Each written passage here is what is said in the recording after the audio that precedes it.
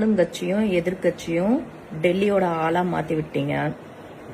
அங்க என்ன நடக்குதுன்னு தெரியாமல நிறைய பேர் ஓட்டு போட்டு தொலைச்சிட்டீங்க.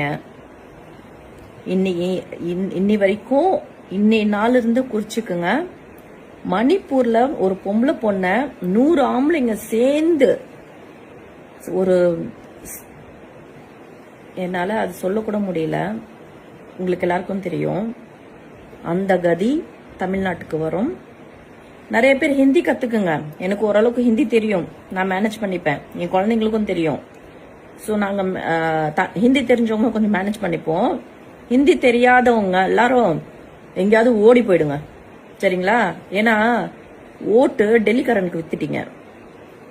ஒரு கவர்ச்சிக்காக ஒரு கவர்ச்சியான விஷயங்களை பார்த்து இன்னைக்கு நம்ம உலகத்துக்கு நம்ம தமிழ்நாட்டுக்கு என்ன முக்கியம், யார் உள்ள அலோவ் பண்ணக்கூடாது அப்படின்ற ஒரு விஷயம் இருக்கு பாத்தீங்களா? அதுல மைண்ட் பண்ணாம நீங்க ஓட்டு போட்டீங்க. ஆனா அனுபவிங்க ராஜா, அனுபவிங்க. என்ன நீங்க சொல்றீங்க, ஒவ்வொரு விஷயங்கள், ஒவ்வொரு கேள்வி கேக்குறீங்க. அந்த கேள்விக்கு பதில் இந்த 5 வருஷத்துல நீங்க அனுபவிப்பீங்க. அனுபவிச்சதுக்கு அப்புறமா நெக்ஸ்ட் போடுவீங்க பாத்தீங்களா ஓட்டு, அதுல கவனமா இருந்துக்குங்க. இந்த 5 வருஷம் தப்பான ஒரு விஷயத்த நீங்க செலக்ட் பண்ணிட்டீங்க. இங்க யார் ஆள போறாங்கன்றது உங்களுக்கு தெரியாம போயிடுச்சு.